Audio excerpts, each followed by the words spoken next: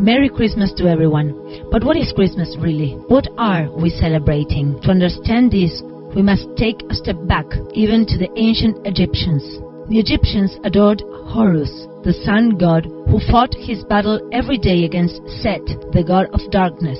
Horus comes, for example, from the word that indicates the path that God makes through the sky, as well as the word horizon. In English, horizon means Horus is risen. Guess what? Horus was born on December 25th, and his birth is accompanied by an eastern star, followed by 3 great pharaohs to bring him gifts.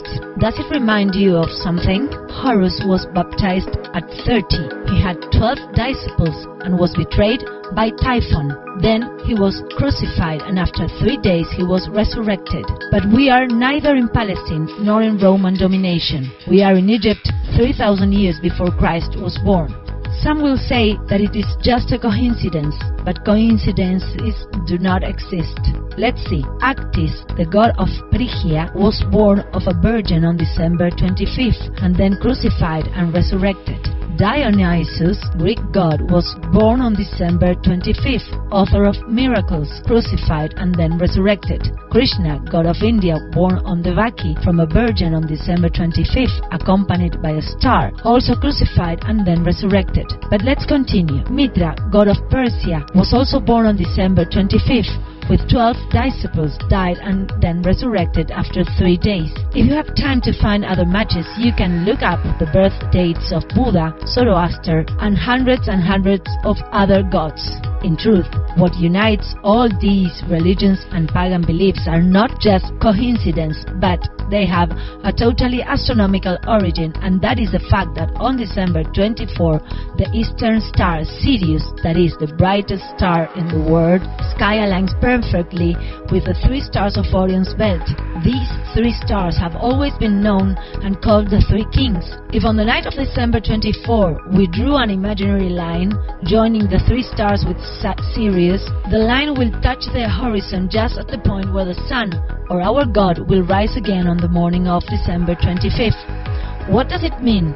Well, it seems obvious. The 3 kings, or the 3 stars of the Orion belt, follow the eastern star, Sirius, the star that will take them to the place where the god is born. But not only that, on December 22, the day of the winter solstice in the northern hemisphere, the sun, after moving south for 6 months, reaches its lowest point on the horizon, where it will remain for 3 days.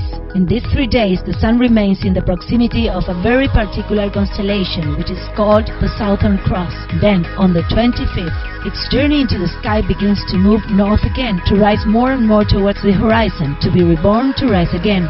At this point, they should have already understood. It is our sun God who dies on the cross and then remains motionless with the naked eye for 3 days, and finally, like almost all the gods of humanity, after 3 days he rises again. And this sun, this God, what does he do during the whole period of a year? Travel, of course, through the 12 constellations, which are embodied in the 12 apostles, in the 12 tribes of Israel, the 12 brothers of Joseph, the 12 judges, the 12 great patriarchs, the 12 kings of Israel, and we could continue like this for the 12 something for each god of humanity. If you look at the medieval iconography, you will see Jesus each time with his head inscribed in a circle and a cross.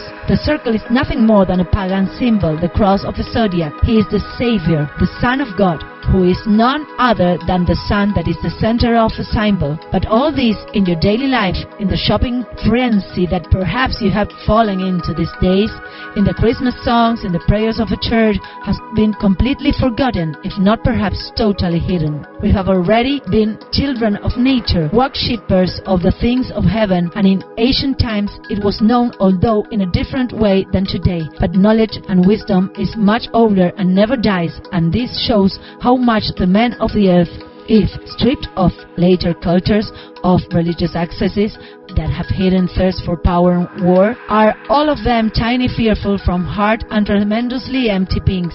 Merry Christmas to all.